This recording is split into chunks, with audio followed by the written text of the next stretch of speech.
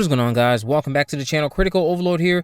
We're going to be talking about Fear Street Prom Queen in this video here today. This will be a spoiler-free review for Fear Street Prom Queen, which is out on Netflix as of today. If you're listening to this, it's pre-recorded. The embargo is lifted, so my review is now up. But this is directed by Matt Palmer, who co-wrote the screenplay with Donna McCleary. It is starring India Fowler, Susanna Sun, Fina Straza, Chris Klein, David Locono, Ella Rubin, Ariana Greenblatt, Lily Taylor, Catherine Watterson, and several others. As students at Shadyside High are preparing for the 1988 prom, the It Girls are fighting to get support to be voted prom queen. As an unusual nominee emerges in the race, some of the other candidates begin to vanish without a trace. Now, I'm happy to say that Fear Street Prom Queen is an adequate fourth entry in this Netflix series, even if it never reached the heights of that trilogy we got many years ago, back in 2021. Most of that being due to the shortcomings in its screenplay, but I'll get to that. It's a serviceable return to Shadyside that pleased me as a horror fan, as I'm sure it will many of you listening to this.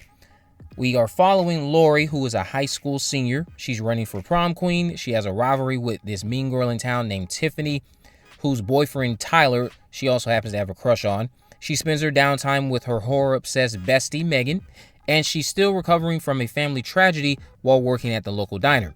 A tragedy that our writers never fully dig into, which keeps you eager to learn more as the story is progressing. Think Maureen Prescott's Murder, but even more vague. Now, given how short the film is, it's impressive how Palmer and McCleary did a great job making Lori a protagonist worth rooting for. Her role as a misfit shines just as much as her desire to wash away the stain on her family name. Every other character is flat for the most part, and Lori's roll call at the start of the film does nothing to establish them as anything more than a victim list. But their exchanges with Lori throughout the film highlight how privileged they are compared to her, making it easy to despise them while further investing in Lori. As expected, things take a turn for the worse when someone in a red raincoat decides to crash the prom and axe off every girl running for the throne. I must say, this red-coated slasher is presented in such a threatening capacity. I'm even more bothered by how flat their identity was. Up until the reveal, Fear Street Prom Queen offered a villain that I was dying to have unmasked, and I thought they were a legitimate threat. Then the mask came off, and I was like, nah, you should have stayed anonymous. If anything, it highlighted that they shouldn't have gone away from the source material in this regard. Do yourself a favor and research the book that this was based on, because that reveal deserved to be put in this story, and in true Hollywood fashion, we had to fix something that wasn't broken. I'm not sure if there was context to that narrative that they thought might have been offensive through the modern lens, but I think it would have worked. I think people would have been able to digest what that story was able to accomplish, because it was quite compelling and definitely miles ahead of what we got here. At least that refusal to embrace source material didn't result in another turd for the horror genre this year. It's not that Prom Queen's reveal doesn't work in the context of the narrative, but as I watched, I couldn't help but wonder why our writers decided to go with the expected outcome when a much better revenge story was waiting to be told. The who and why are so anticlimactic, it's a disservice to the film's antagonist, which again, for the most part, is presented in a very credible capacity. Very threatening too. I'm scared when they are on my screen. I am fearing for the lives of the protagonists I am rooting for. During the post-reveal monologue, there's a twist that solidifies Prom Queen's killer as a mistake. The twist works against the reveal since it's highlighting a better story that could have been told. It is so in your face, you almost don't even want to listen to what the killer is saying anymore. It's a pretty disappointing reveal. Probably the most disappointing killer reveal I'll have to sit through this year. Still, Palmer and McCleary do serve up a bloodbath that had me wincing on more than one occasion.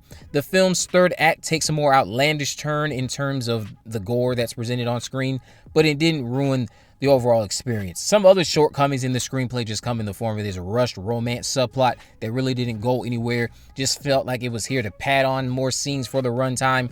The performances in this film, I would say, are incredible. India Fowler was a strong lead, and as mentioned, I was able to connect with Lori and her struggle and her journey, but I'd be lying if I didn't say that Fina Straza was the strongest performer on screen, out of the young cast anyway. She plays the stuck-up mean girl a little too well, and you absolutely love to hate her guts. The cockiness and attitude on display during her exchanges with Fowler's Lori were just that impressive. I do have to knock the third act again, because it's such a chore to get through at times. Palmer does a fine job directing overall. However, a questionable decision, or revelation I should say, midway through this film drastically hurts its finale, or severely hurts the finale. It's a twist we already got about 40 minutes into the story, but we're reminded of it in the most sluggish way during the third act. The pacing here was so unbearable before those end credits came, which is unfortunate since the rest of the film is a well-paced adrenaline rush. The Newton Brothers score keeps the suspense intact every time the killer is on screen or lurking around the high school.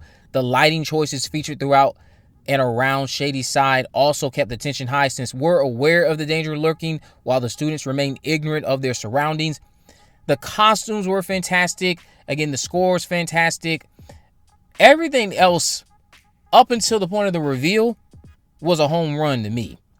When you got to the reveal, that derailed the experience.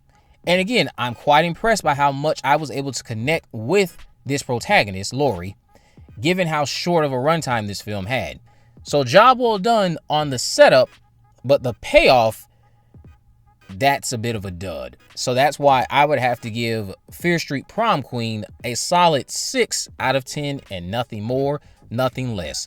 It's an adequate, serviceable fourth entry. I do not think it lives up to heights of that trilogy we got a few years back. If anything, when the reveal came, I was just a bit flabbergasted as to why you strayed so far away from the source material. I'm certain there are fans of the Prom Queen out there who have already been talking about it over on whatever subreddit groups exist out there. When they watch it, they're going to feel validated. You should have stuck to the source material. The reveal, again, it works within the context of the narrative. But as you're listening, there is a much better story to be told during the killer's monologue and the final twist that is shared with us. So much so to the point that you will stop listening to what this person has to say, because they're highlighting something that is so much more compelling than what transpired. But yeah, Fear Street Prom Queen, not a complete bust, but just not anywhere near what that first trilogy was. Let me know what you guys think about this down in the comment section below. If you haven't already, of course, make sure you subscribe, turn on post notification, and never miss a video. In the description, I have links to all my social media accounts. I'm on Facebook, Twitter, and Instagram. You can message me there to let me know if there are any movies, news, or reviews you'd like me to cover in the future. And with all that in mind, guys, I will see you in the next video.